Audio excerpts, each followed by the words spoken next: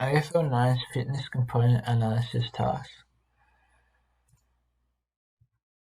AFL 9 positions. AFL 9 consists of 3 different positions: forward, midfield and defensive. Forward. Within their forward scoring zone, forwards may kick for goal. This may occur during regular play, after a kick, handball, or after marking the ball and attempting a goal-scoring shot. A signed forward may attempt a goal kick from a free kick, but not from a turnover caused by the ball being knocked to the ground or leaving the field of play. The player who is kicking for goal must be within the scoring zone in order to be able to shoot for a set shot. Midfield. Players in the midfield of AFL 9s either follow or play in the central line. After a stoppage, especially a bowler, their goal is to get the ball to their teammates.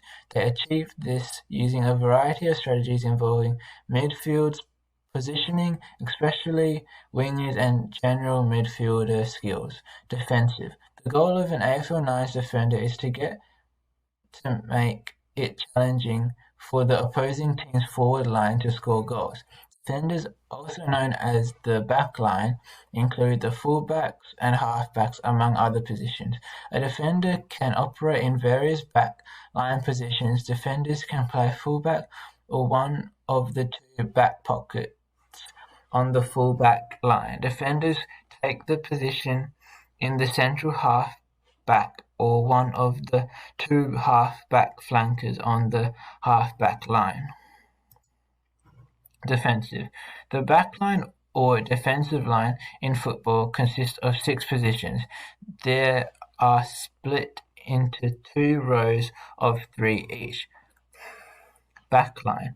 This position is closest to the goal, accountable for defending the goal and closing down on important key opposition forwards. Included are fullback in the middle with 2 back pockets either side. Fullback line. This line is furthest from the goal and consists of central halfback and 2 halfback flankers.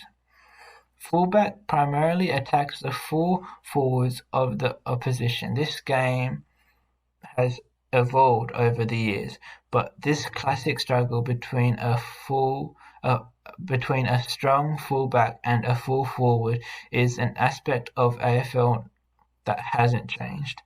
The central halfback's duties include making the opposing central half forwards across the defensive 50 and making play on them.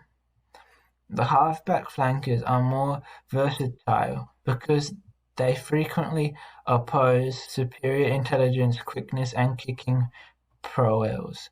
Halfback flankers are in charge of providing defense of an advisory attacking component.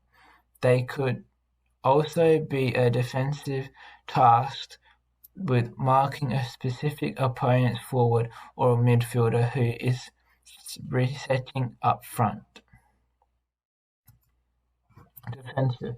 Defensive players can play a variety of roles depending on their skill set, athleticism, and physical characteristics. Small defender. A small player with good speed and center of gravity. Key/tall defender. Big and strong players on the bigger forwards, rebounding/attacking defender.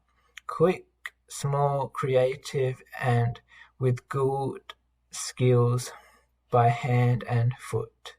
In the modern game, small defenders have grown in importance because of their quickness in recovering to defend the goal when their team is being counter-attacked. The small defender's primary duty is to impede the opponent's small forwards.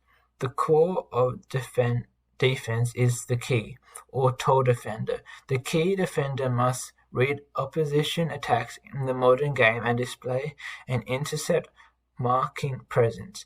The best defenders are those who can not only keep their opposition's forwards quiet, but also intercept attacks and then quickly rebound out of their defense with an counterattack of their own.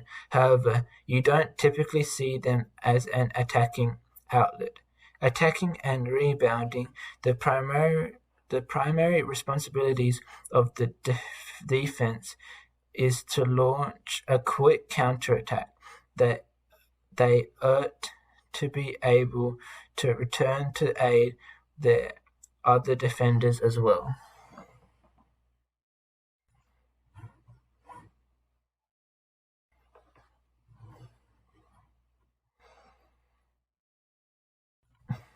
Why I best suit a defensive player.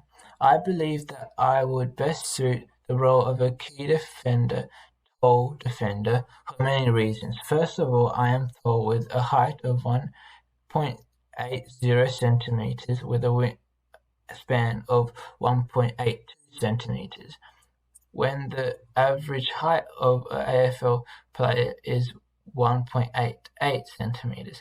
These advantages will help me catch those marks and get the ball.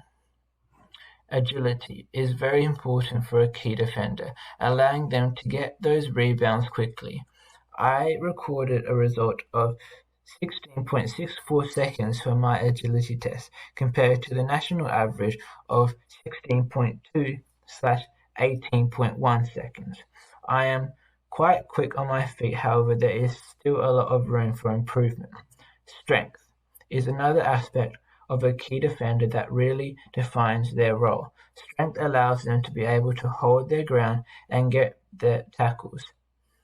Now, the two strength tests analyzed were grip strength and vertical jump, where I performed above average with 42 kilograms for grip strength and 62 for vertical.